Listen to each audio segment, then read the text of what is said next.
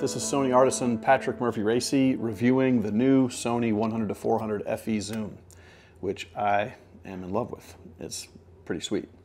What I'm going to do first is talk about all the physical characteristics of the lens, and then after that we're going to break and then go into the actual experience of shooting it and the performance side of the lens.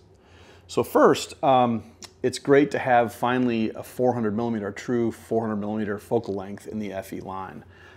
Even though this thing gets kind of long when you zoom it out, it's really nice to have because it breaks down to such a small lens in a camera bag. This will fit in a donkey bag or whatever. It doesn't take up a lot of room, and that's important to me because I travel all the time to shoot. A couple things I want to mention.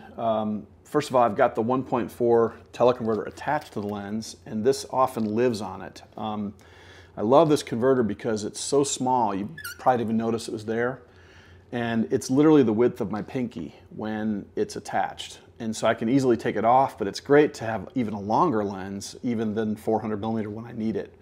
And it's very nice. The other thing about the 1.4 combined with the 1-400, there really isn't a lot of degradation in performance or speed. You still lose a stop of light like you do with any 1.4 converter, but it's really sharp. And the low light performance is still awesome. Like it'll still eye track indoors in kind of dark areas. So I really like the combination of the 100-400 with the 1.4. And this would be a great benefit to people who have been wanting to go to Sony from Nikon and Canon, but are waterfowl and bird photographers, because shooting birds in flight, you really have to have long glass. You can't convert a 7200 2.8 G Master and get away with what you want. But with this setup right here, you really can. And so I got a chance to shoot some seagulls on the West Coast a few weeks ago on a family vacation, and it was just unbelievable what you could do with the autofocus. So first, let's talk about the glass itself. There are a total of 3 ED elements of glass in this lens. One is what's called Super ED, which is a very expensive, like the highest polishing you can possibly do on an optic. And then there's 2 other additional ED elements inside. So it's very sharp, as all G Masters are. And remember, it goes in Sony when you're trying to understand and figure out the lenses, it's G is your main system. Then you have the Zeiss branded Sony lenses, which are like a step above those. And then above the Zeiss even is all the G Master stuff. And so it's important to kind of understand where the G Master lenses are relative to the Zeiss and the G glass. Second, this lens, even though all the recent bodies like the A9 has the internal in-body stabilization, this lens also has stabilization inside of it. So if you use it with an A7 or an A7 II that lacks the IBIS with the chip array that moves to settle down your shots, this will still work. A6300, A6000, this is still going to be stabilized, so that's a really great benefit. On this side of the lens, there's something called a zoom torque adjustment ring, and it's right here. And this allows you to change the stiffness, basically, of the zoom. So like in smooth, I can just do this, but when you go to the other setting and put it on tight, it's going to be very difficult to do this. It's going to be a lot of resistance. And this is great if you're doing, this lens focuses to just a little bit under 1 meter. And so you can do macro photography, and one of the things that happens with these big zooms is that the lens will fall on you. Gravity will just draw the lens out, and so it's nice to have that control. So that's a nice feature. Another great benefit of the 100-400 is that when you put it onto a crop sensor body like the A6000 or 63 or 6500, you now have a 150 to 600mm prime, which is really nice. So if you really want to reach out there, you can do that. Another great feature of the lens is it has 2, not 1 but 2 focus hold buttons. Now, I don't actually use these buttons for focus hold. I usually have them set to AF on or IAF. So it's a really nice way to work if you're like this horizontally, or if you're like this, you can get it really easy with your thumb on this side. And you can just, if you're in a studio or you're shooting portraits outside, you can just pump your thumb and you have IAF instantly, and then you can just shoot away. That's very nice. Another kind of cool feature of these lenses, this is on the 7200 2.8 G Master as well. there's like a little door on it. And a lot of people kind of go, what the heck is that for? And the deal is, when they designed this lens, they made a lot of room. There's a lot of extra room around the lens focusing flange, so where you'd put filters on. And so what you can do with this lens, which is really nice, you could have a circular polarizer or a variable ND filter, and you can actually control it from right here, and then close the door to make sure no light gets in there or whatever. So this, again, for nature shooters and people who work on the water, this is a really big deal. The new 100-400 weighs exactly 49 ounces, which ends up being just a little tiny bit over 2.5 pounds. So to have this kind of focusing range is really, really nice. And one of the things that's cool, if you're doing a strictly outdoor shoot, or you're, depending what you're doing, you can go with a 24-70 G Master and then this lens, and you're only missing 30 millimeters, but you're going from 24 millimeters all the way to 400 millimeter in two lenses that are very lightweight and small and compact. So this is for like an outdoor photographer. This is going to be a great benefit. Sony types this lens as being dust and weather sealed. Now, you can't submerge it. It's not a good idea to be out in the pouring rain for 2 hours shooting football with this lens without a cover, but it is going to be moisture resistant and dust resistant, which is really, really helpful. On this side, you have a series of buttons, and you've got AF, MF, which is pretty self-explanatory. Then you have what's called a focus limiter.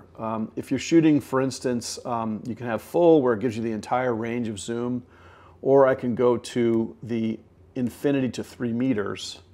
So if you know that your action or whatever you're doing is going to be beyond 3 meters away, you can just basically leave it there, and it's going to actually increase the speed of autofocus, which is kind of cool.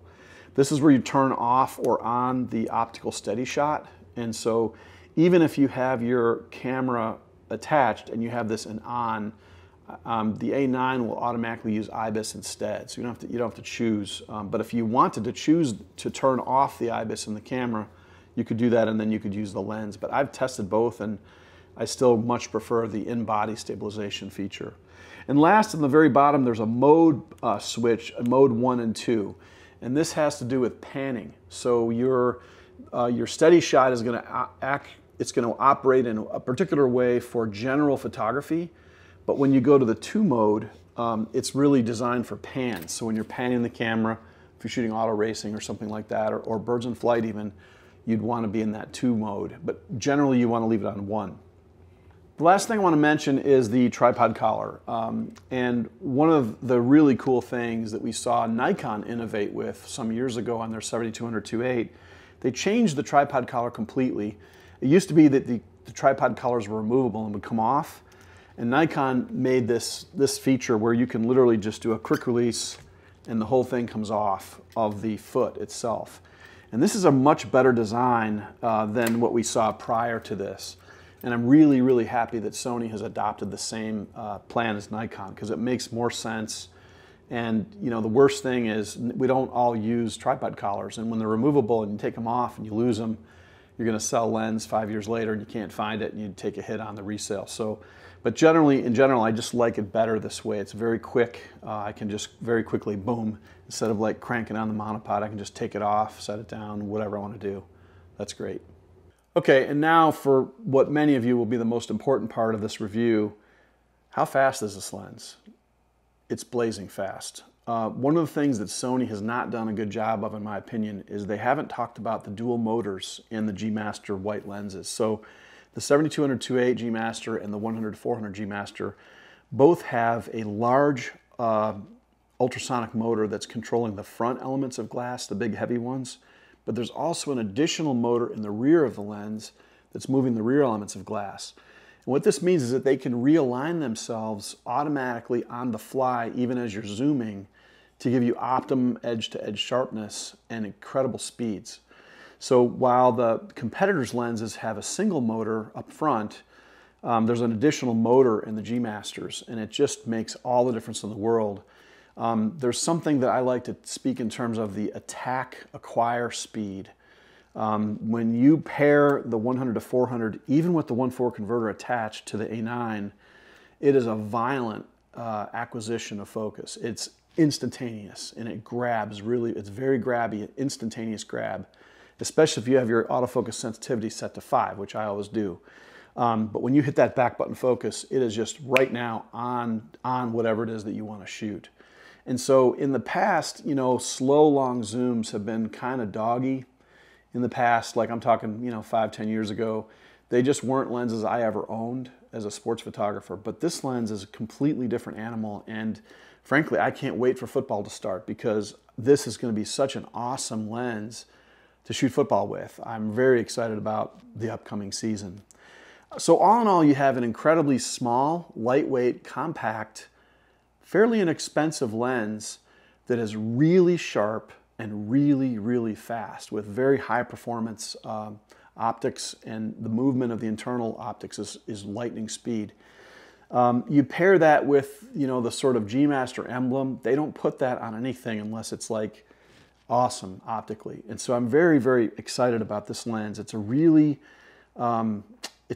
big statement. Every time Sony is making lenses in the telephoto range now, they know they can't mess up because they don't have any.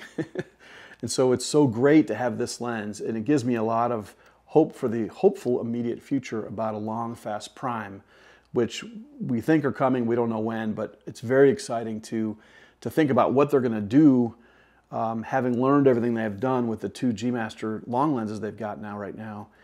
I can't wait to see that fast prime when it ever comes out someday. So I hope that this has been useful for you. If you find that this video and others like it are good, and that you get information you don't get elsewhere, please subscribe to my YouTube channel below.